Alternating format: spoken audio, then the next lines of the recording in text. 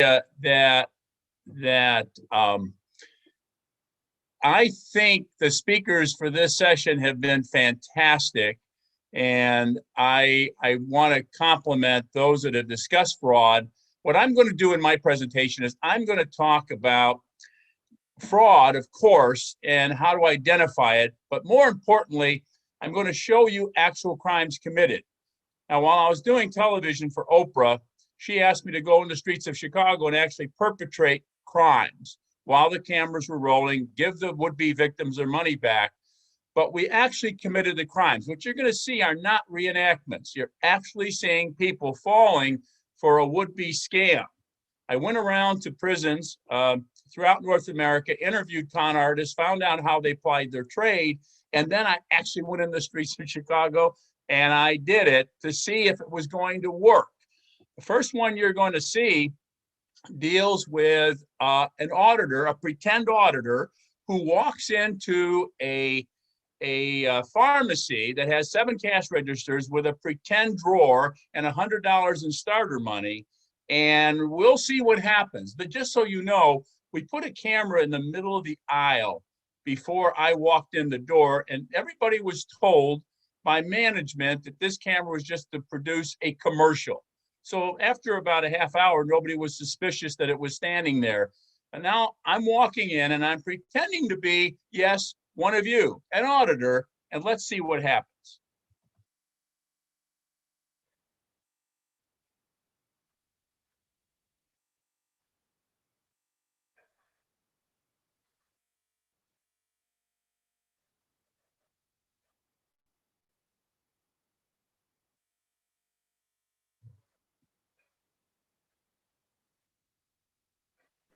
Sir, it's not audible. Chuck, the audio is not audible, please.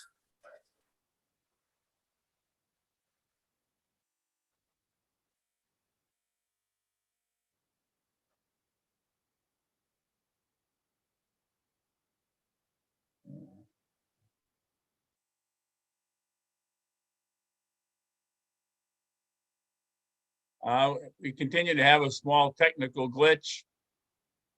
I don't think the sound on the videos is working. Can you please share it again, sir, once more? Yeah, let me initiate it. First, stop the share.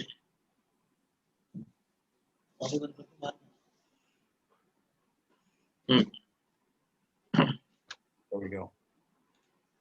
Now, So please stop share once. oh, is that working okay? No, sir, there is no audio. All right, let me move on from that. Listen, we won't show the videos today because I don't know what the technical glitch is, but I went into the store and I said, look, I'm auditing your cash drawer and we are suspicious about some of the activity.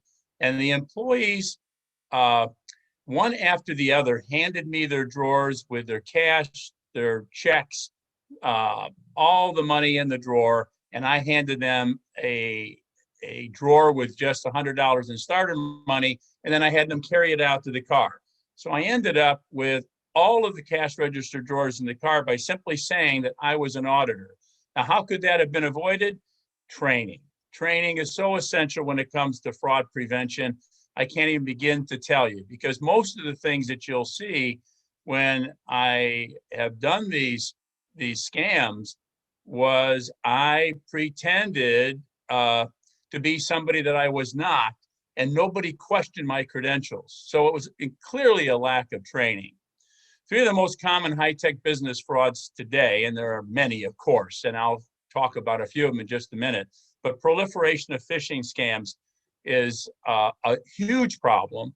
And what I found to be a really good solution, there are a number of companies like InfoSec and others who provide phishing training.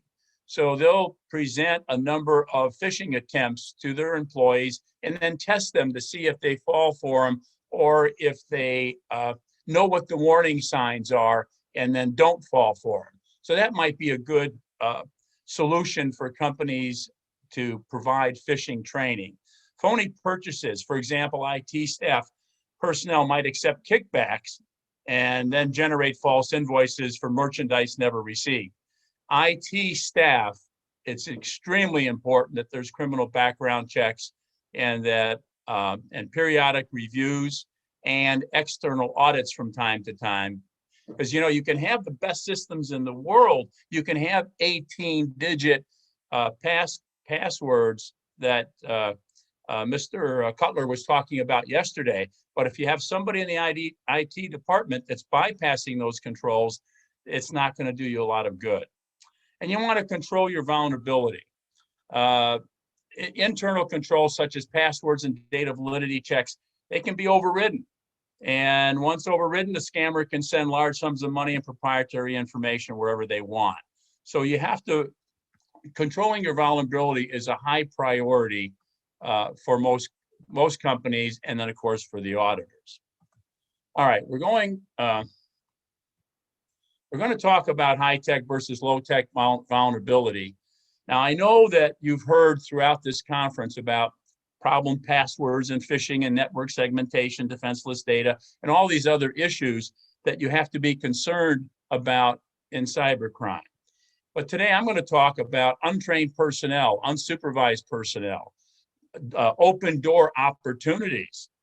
A crook has to have an opportunity in order to defraud you or your client. Dishonest employees, criminal background checks are essential. And of course, a negative culture, corporate culture can be a huge problem.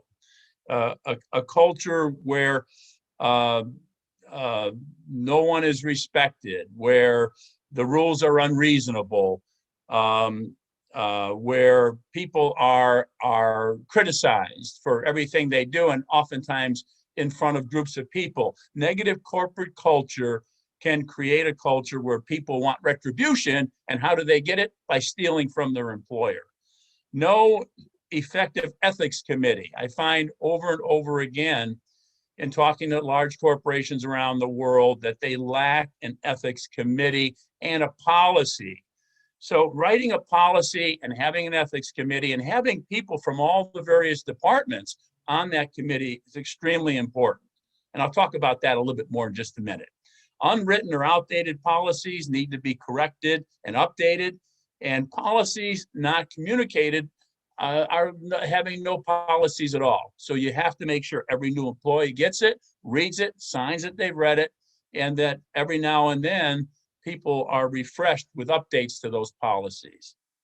Okay, so people do what you inspect. Essential corporate internal controls. Cross-training. You have to cross-train. Crooks don't take vacations because they don't want somebody else to find out what they're doing. Mandatory vacations for that very reason. Cross-training, going back to cross-training, it's important because you want different people to take on different tasks so that a potential fraudster never knows when somebody's going to be working their computer or handling their affairs. Mandatory background checks, as I said, are very important. Periodic credit checks are very important. And periodic outside audits. I encourage every company to have a periodic outside audit in order to take a look at what the auditors may have overlooked. And in one instance, I had an auditor who was working in collusion with the head of the IT department, and they walked away with, I think it was $170 million. Which, by the way, there was some restitution, which is seldom seen in these cases, but it was, in this particular case, it was such a large amount of money that 90% of it was returned. It's good to do a periodic credit check with the employee's permission to make sure that they're not under a huge amount of financial strain. Closed circuit TV and key locations is very important. I'm reminded of a case that I did long ago involving rats in a gold refinery. This is a very large international gold refinery, and they were having extraordinary shrinkage. What we found out later on and by the way, they did not have closed circuit TV everywhere inside and outside the building. But what we found out after we put some cameras in is there was an employee that he caught a large rat at home, gutted the rat, took him to work, believe it or not, put a bar of gold inside the rat, threw him out the back door toward the fence, and at nighttime he would come and retrieve the rat, get the gold, and then bring the rat back to work the next day and do it again. And that cost the company almost 100 bars of gold, and these bars are these were 32-ounce kilo bars, but still a very substantial amount of money. So closed circuit TV and physical security is very important. A typical organization can lose as much as 5% of its gross sales. That equates to $3.5 trillion worldwide in fraud. Okay, so white collar crime, according to U.S. Federal Trade Commission, I'm not going to bore you with a lot of statistics, but I do want to bring you right to the bottom of this slide. $3.5 trillion worldwide is lost to fraud. That is more than the gross domestic product of many, many nations. It's a huge amount of money, and only 90%. I mean, there's a huge percentage of fraud that's not reported, as maybe as much as 90%, because companies don't want to have anything adverse in the press. They want to keep it quiet. They don't want to show that they were vulnerable. So a huge percentage of these frauds go unreported. This is a video that I'm not going to show because, again, we're having a technical issue. But bank customers will come to that window and they'll give private information. And there are lessons that can be learned from these video experiences. Here I'm in front of an ATM. I put out of order sign on the ATM. Now I have permission of the bank president. There's a law enforcement vehicle about a block away listening to everything that's going on. So everything is very safe while we're doing these, but this is an actual crime being perpetrated by me in hopes that I can educate folks about how easily it can happen. I'm saying that the ATM's out of order, the bank is closed. It was Martin Luther King's birthday in Chicago, Illinois, and I can take their deposits or I can even give them money. If they want money, I need their account number, I need their password, I need all their personal data, and they very quickly give it to me. If they want to deposit money, I have a deposit slip that I took off of the counter of the bank when they were open the day before, and I can take their money. Now, one individual showed up with a bag of $40,000 in cash. He had about $80,000 worth of charges and checks, so a total of $120,000 in this duffel bag, and he wanted to put it in the night depository. Well, I said it was out of order. Now, it's impossible for a night depository that simply opens, that you can put money in and then it closes, to be out of order. There are no mechanisms. I mean, it's almost incredulous. But he wanted to get rid of the money, so he handed me the bag of money. And I said, okay, thank you. I'll give you a receipt. I'll take this in. And he walked away. Now, of course, he was summoned to come back. It was returned. But if you think about what could have happened, now this was a group of pharmacies, and they're making the deposit for all 40 pharmacies at one time. That clerk who was bringing the money, that trusted employee who was bringing the money to the bank, he didn't want to take it home. He wanted that money to go into the bank so that he no longer had responsibility for it. And that's what crooks oftentimes do. They'll put an employee in an impossible position at an extremely vulnerable moment. Here he is carrying the receipts from all 40 pharmacies to the bank. That's his job. And he's very nervous about having all that money in the first place. But now he has two choices. He can give the guard, who looks to be authentic, in front of the bank the money and go home and put it out of his mind, or he can take the money home and run the risk of being accused of stealing the money. So his choice at that point is to give the guard the money. And then if you think about it, a crook would take the cash, would wipe the checks with bleach, change the payees, put that money into a bank account, would go on eBay and use the charge cards and buy products and then resell them on eBay and probably turn that $120,000 into maybe $1 million to $1.5 million before he left town. So the consequences of not training your employees are enormous. And here you're seeing a typical example. A lot of these things, these cons on camera, have a similarity to cybercrime. The very same tools that are used in social engineering. For example, yesterday, Mr. Cutler was talking about leaving a jump drive in the bathroom. Well, I can see an employee going in there, finding a jump drive and putting it in their computer to see what's on the jump drive and see if they can identify the owner. And of course, the minute they do that, the malware is loaded and now the entire company is at risk. So you have to be very careful about what your employees have access to and what training you provide them. And you have to segment responsibilities. These are just a few of the things. Now I'm going to shift through the actual slide because we lost sound. I had another experience with Oprah where I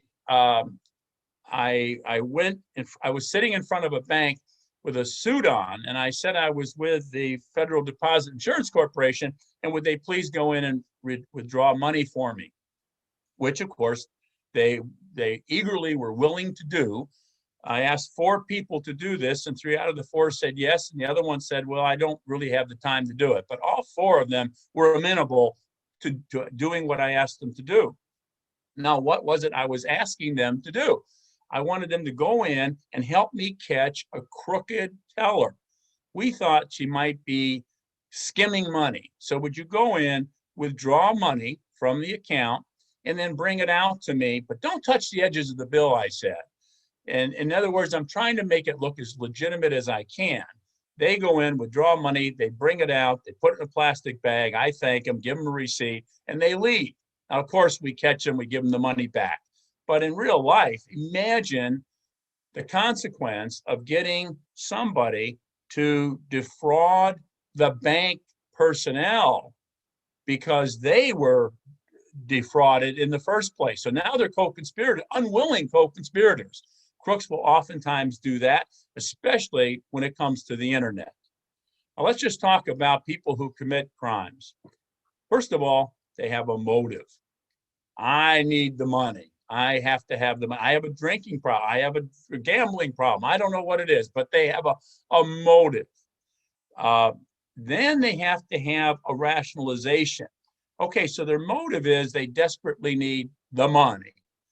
Now they have to rationalize. Well, these guys are making all kinds of money here. They don't pay me enough. They're demanding too much of me. I asked for a 3-week vacation. They only gave me 1 week. These guys are really, really bad people. So it's okay to help myself to the money. In fact, it makes me feel like I'm doing a good thing. I'm teaching them a lesson. I mean, the rationalization factor is unbelievable, at least in my experience, in interviewing embezzlers and people that commit these kinds of crimes. But now here's the most important thing.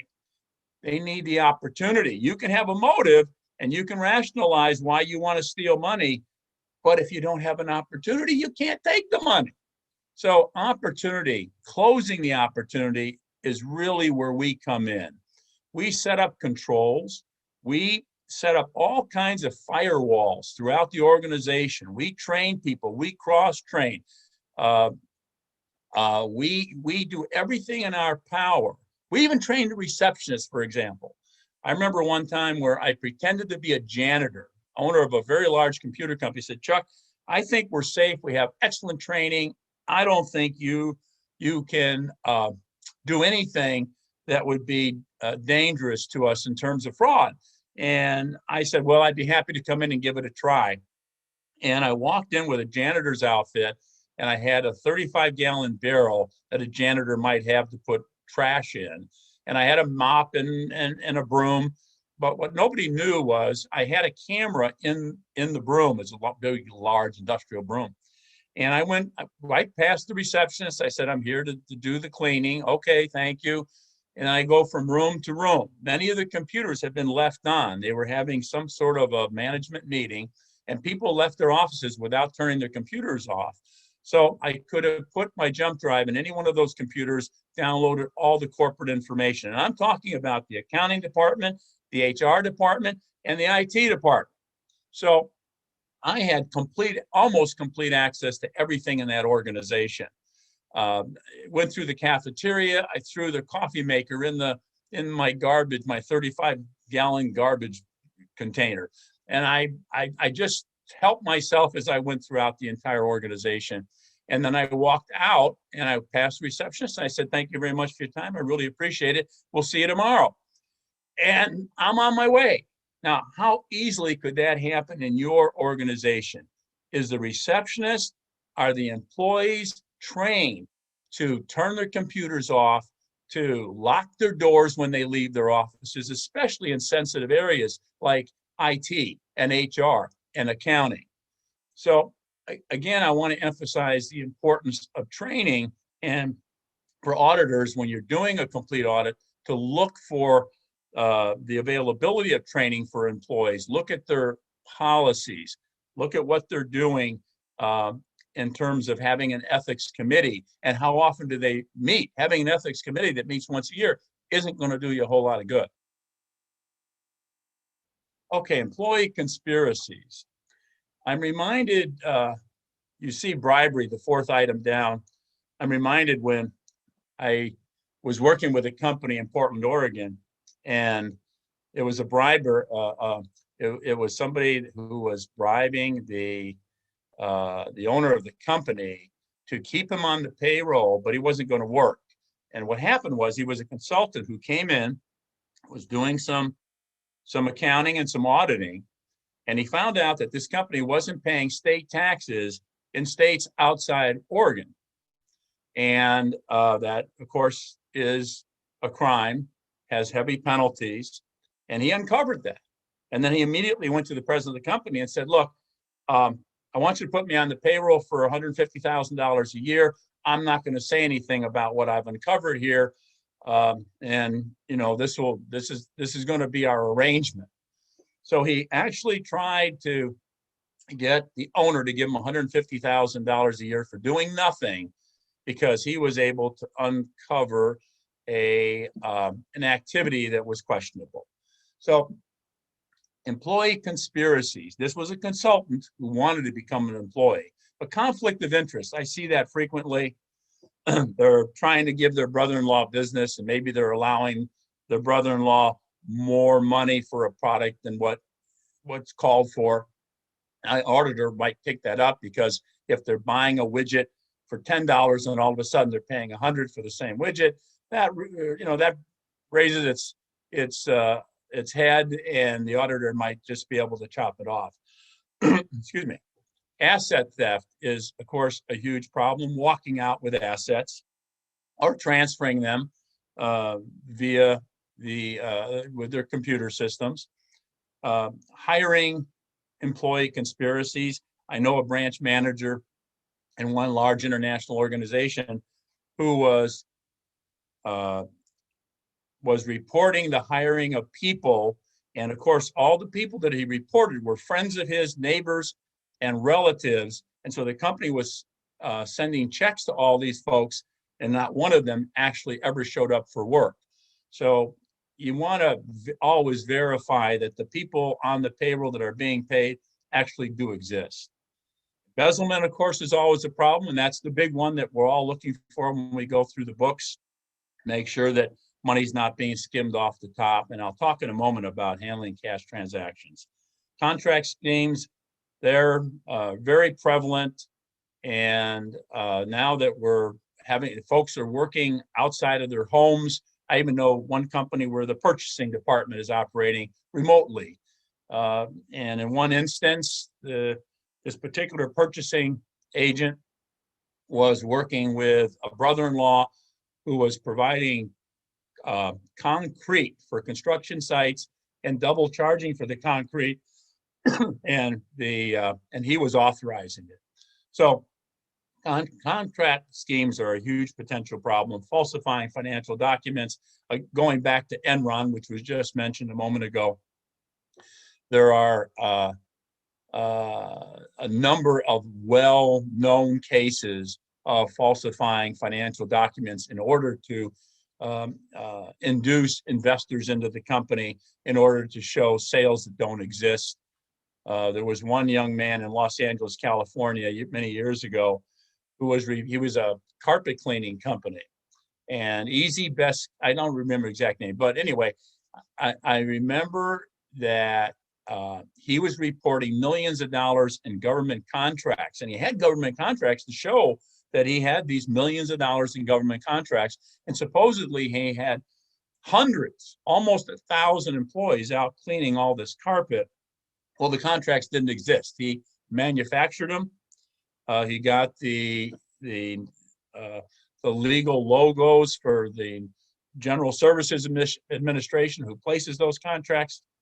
He got, and then he made up his own contract using their logo that he got off the internet.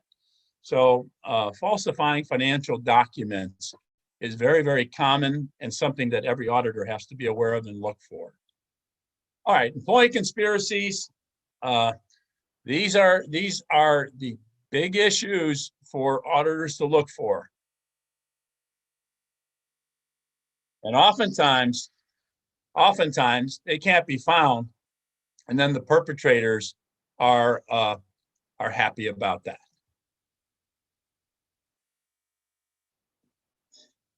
When good people go bad, and good people do go bad, maybe have never been arrested, maybe have never had any problem with law enforcement at all, but all of a sudden they're involved in internal fraud. Payroll fraud, asset misappropriation, skimming transactions not recorded, online banking transfers in an erroneous account, setting up erroneous accounts, falsifying the invoices for things that they never received, financial statement fraud, very, very common. I know banks, sometimes lending officers will work with outside co-conspirators, accepting financial statements that are completely fraudulent. Intellectual property theft, that's very big today, especially in terms of cybercrime. They're not always just trying to get your money. Sometimes they're trying to steal your identity through identity theft, and other times they're trying to steal property, property that you've spent millions of dollars to create, intellectual property that they now can go in, grab all the inside information, all the research documents, and they're off to the races. And of course, tax fraud is quite prevalent issue, as most internal revenue people will tell you.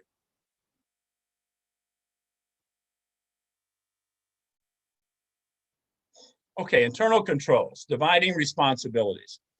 You need to implement your best practices to manage cash transactions. For example, if you have one employee that handles the cash, check receipts recorded by one employee, another employee deposits the slip, and a third one actually deposits the deposit slip and the money. By having three people control that transaction, one can't necessarily control the activity of the next. As a consequence, you're going to reduce the likelihood of fraud by dividing the responsibilities. Fraud costs more than prevention. Enron, $78 billion in accounting fraud. Steinhoff International, $7.4 billion in overstated profits. And WorldCom, we all can remember that story, $6.1 billion in document manipulations. So these problems are huge, and has been reported by other speakers during this conference. The losses can be so substantial that the cost for prevention is minuscule compared to the potential losses. All right, employees gone rogue. This is a problem that we all worry about, and those of us in the business of detecting fraud have seen it over and over again when the embezzlers are interviewed. These are the kinds of things that they say cause them to commit their crimes, and these are the ways that we can see what it is the telltale signs that they're committing these crimes. So I'm going to show you the signs of an employee going rogue, and then I'm going to show you what happens when they do. First of all, unexpectedly fails background screening, and I hope you're doing that from time to time, especially with new hires. It's not that expensive to do these days. There are many companies that provide that service for a very small amount of money. Change in behavior. All of a sudden, they're coming to work late, or maybe they're enclosing their work area so nobody else can see their computer screen. Past employers don't trust them. Living beyond their means is a huge problem. Knows information that they shouldn't. How do they find that out? Are they looking at everybody else's documents? Brags to coworkers about hacking skills. When you're doing employee evaluations, it's always a good idea to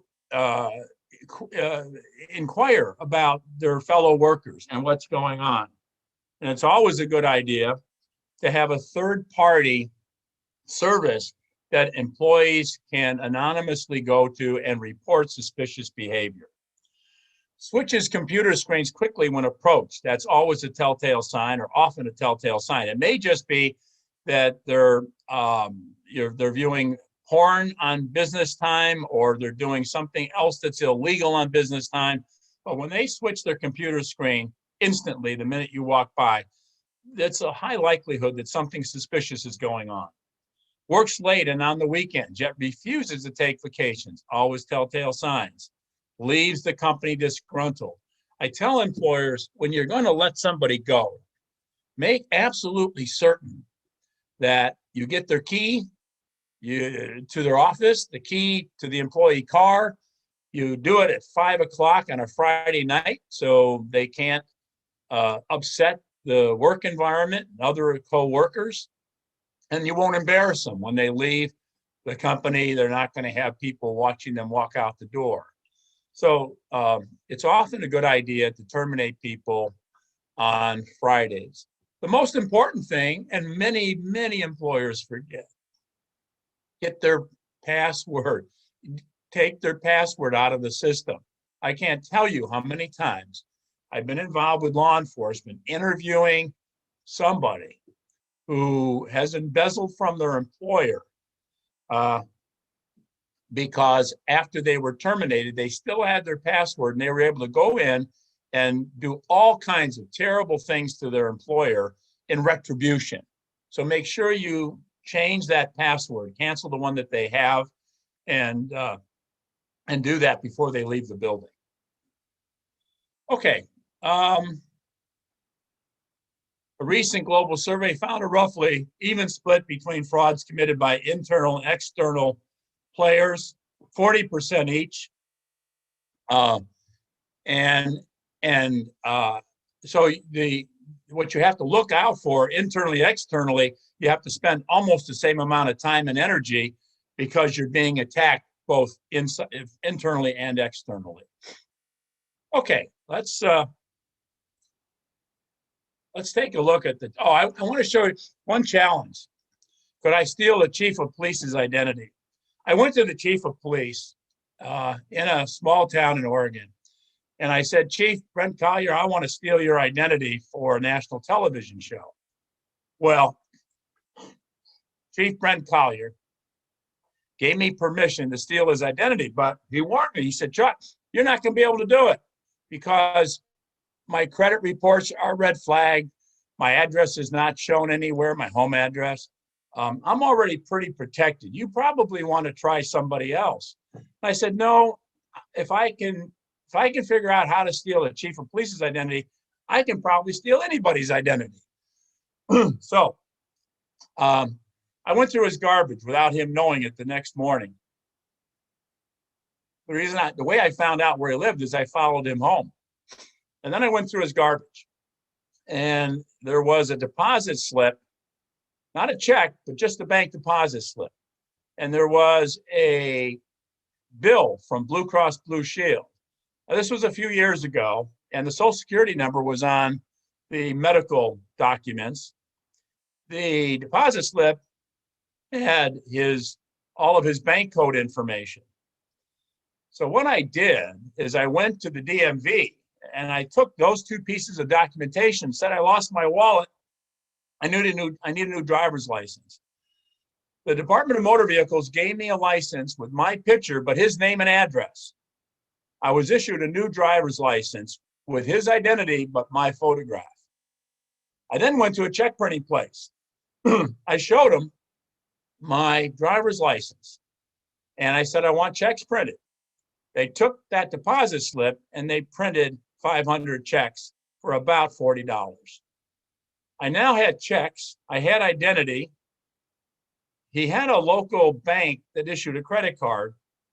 I went there. I told him I lost the wallet, showed my identity, and they issued me a Visa credit card in about a week and a half. I was then able to go to jewelry stores and apartment rental places, rent apartments, buy jewelry. It was just incredible. Brent Collier's identity had been taken in less than a week and a half, and his bank accounts were being emptied. It was so extraordinarily simple, I couldn't believe it, because each organization knew that, or dependent on the identity or whatever the prior organization gave me to prove that I was who I said I was. Now, of course, all the money was returned, and I then went to see Brent Collier, and I asked Brent, I said, and when I went in his office, he said, well, I told you, Chuck, you're wasting your time. I said, no, Brent, not at all. And I showed him the driver's license, the checks, the bills, everything that had been accomplished. And he turned red and said, Chuck, I can't believe this. This is so frightening that you were able to do this with the chief of police. Now, I've shown this video many, many times over the years. And I'm going to just, I know you won't be able to hear the sound, but I want you to see that here I am going through his garbage. And then, of course, the next step was going to the check printing place and some of the other, hang on one second.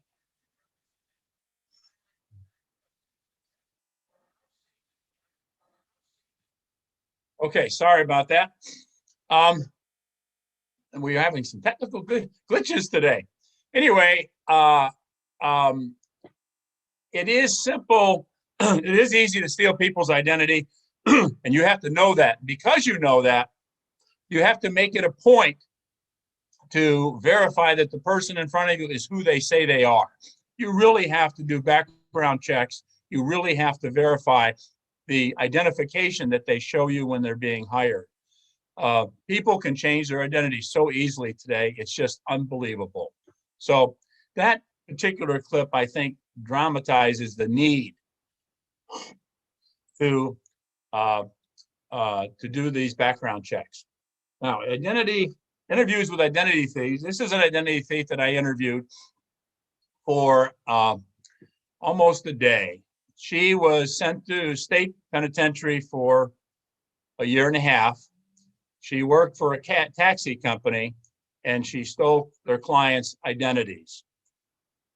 She then, when she stole the identities, she would use their credit card numbers that they used to pay for their taxi rides. And she started ordering cars.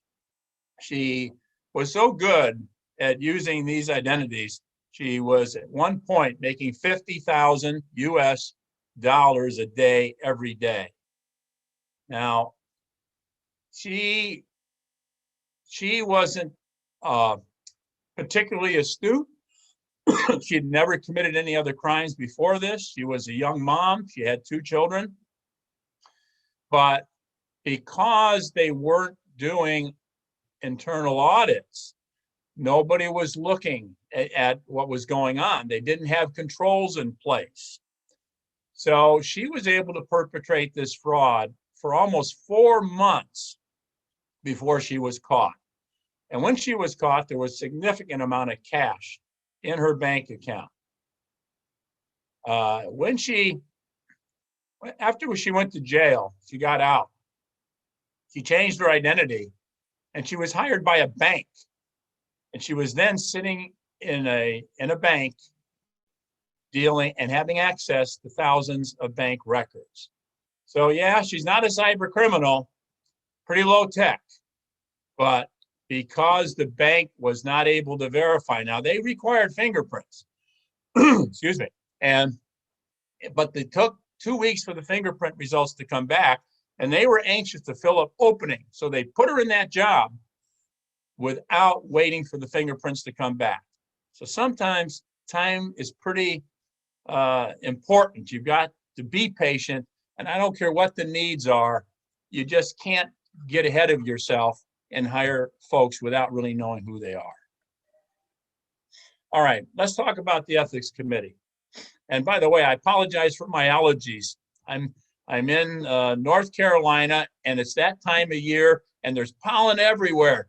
But hopefully next time we meet, I won't have this issue. All right, ethics committee, draft and approve policies, implement rewards and sanctions. These are what an ethics committee does. Implement training and education and establish a reporting system and policies. And again, I want to emphasize that the ethics committee should come from all the different departments throughout the organization so that there's input from everybody, from the very top all the way to the bottom. And it's very important that everybody be required to read these policies frequently. I'm talking maybe 4 times a year. And it's important that they be updated so that they're current with what's going on in the world today. All right, so you're only as secure as your least secure employee, and hiring trusted workers means vetting janitorial, security guard, landscaping, and other service companies. Just a few minutes ago, I talked about pretending to be a janitor. Mr. Cutler yesterday talked about needing a bathroom in a company and putting a jump drive, leaving it in the bathroom in order to place malware on employees' computers. Bonding, if it's a trusted employee dealing with large amounts of money, doesn't hurt to have a bonding company, because they're going to check out their background for you and make sure that these are reputable people. They're going to vet them. People have to have appropriate licensing. Oftentimes they'll fraudulently generate licensing, and that's easy to do. You can go online and you can see copies of other licenses and then just change the names and manipulate the data on your computer. So somebody walking in with a certificate of completion for something, you really need to verify that that's legitimate.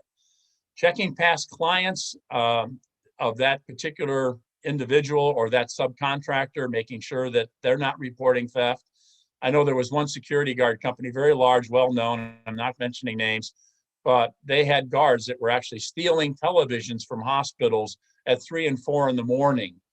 So I know that those employees tried to get jobs elsewhere. And of course, when they called my client at the time, they found out very quickly that those shouldn't be people that would for them to hire. Providing copy of hiring practices and policies of employees. I beat that drum and I'm going to beat it one more time because it's that important. And establishing social media policies. I can't tell you how many employees go online and share information that they shouldn't share. I did a show on The View with Barbara Walters a couple of years ago, and I remember I just took 2 audience members and I did some social engineering, and I looked at their Facebook accounts and their LinkedIn accounts and some other social media. And by the time I was finished, within a half an hour, I knew that one of their daughters was going away to college, leaving the house empty, and she was concerned about a burglary. And while she's communicating that to her mom, if I had been a crook, I would have known when that house was going to be emptied. And she actually talked about what valuables were in her house that she was worried about. So I would have known what to target. Now that's on a personal level, but on a corporate level, if people start sharing information, especially proprietary information, it can cost companies a great deal of money. So you really need to establish social media policies, what people can and cannot say on social media, and you have to address it. Most companies forget to even talk about it. All right. This is That's a video that I did where I am selling the Brooklyn Bridge. We've all heard the adage, oh, you sell the Brooklyn Bridge, you sell bathing suits to Eskimos, and there's been all these various expressions. My my employer at the time, Extra, which is a national television show owned by Paramount Studios, they asked me to go to a opportunity convention and sit in a booth and see if I could get people to invest in the Brooklyn Bridge. Well, kind of a ludicrous request, but it was a challenge. And I thought, this would be kind of interesting. So I had our accountants prepare some false financials. We put together a pro forma P&L and balance sheet, and I had it in the booth, and I had a big picture of the Brooklyn Bridge. And I said, you know what? Every day, a million cars go over that Brooklyn Bridge. We're going to charge $1 when they go over it, a toll fee to go over the Brooklyn Bridge, because it needs to be maintained, and it costs $100 million a year. The city can't afford to do it anymore. So they're going to sell me the bridge. I'm going to put toll booths up. I'm going to get $1 every time somebody goes over the bridge. And that's $1 million a day. Each way, it's $2 million a day. Profit's going to be something like 31%. And anyway, I'm making this presentation at this business expo. And I will tell you, I made that presentation to about 20 people throughout the course of the exhibition. And 18 people wrote checks. Now, why did they do that? They did it because it was a plausible story. It made sense. Maintenance on a bridge has to be a lot, especially an old bridge like that. Plus, I had financial statements. And what amazed me was how they looked at those numbers and they believed them. If it's in writing, it's sitting there, I can see it, it must be so. So it was a frightening experience for me that so many people fell for that rubbish. And I was thinking how many companies might fall for the same sort of thing. So in closing my presentation, I just want to mention that these are low-tech crimes that I've been talking about. And again, I apologize that for my sinuses, but also I want to apologize for the technical glitch. Although it probably worked out just as well, because I told you the stories that you would have seen. They're more dramatic when you actually see the victims falling for these scams, but I think you get the idea. If you want copies of the slides with the video, please just jot down my email, chuck@chuckwhitlock.com, or you can go to my website, chuckwhitlock.com, and send me an email, and I'll be glad to send you the slides with the video so you can actually see the entire presentation. And please don't hesitate to do that. I'm happy to send you a link to the slides so that you can see the entire show. In closing, let me just say this. Let me just say this. Architects cannot renovate it. Developers cannot innovate it. Engineers cannot calculate it. Manufacturers cannot fabricate it. Politicians cannot appropriate enough dollars to deal with it. Scientists cannot formulate ways to solve it. Technicians cannot eradicate it. Governments cannot contain it. Judges cannot adjudicate it properly for the victims. Lawyers cannot begin to litigate all of it.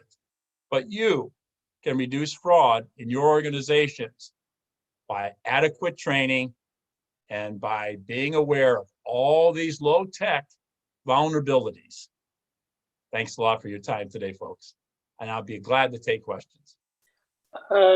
Chuck, thank you very much for the presentation. I'm sure it would have been nice to see those videos as well. There's one question over here is, in your experience, have you been able to correlate between the employees in the organization hierarchy, which commit high tech and low tech crimes? Is there any stats that you are aware of?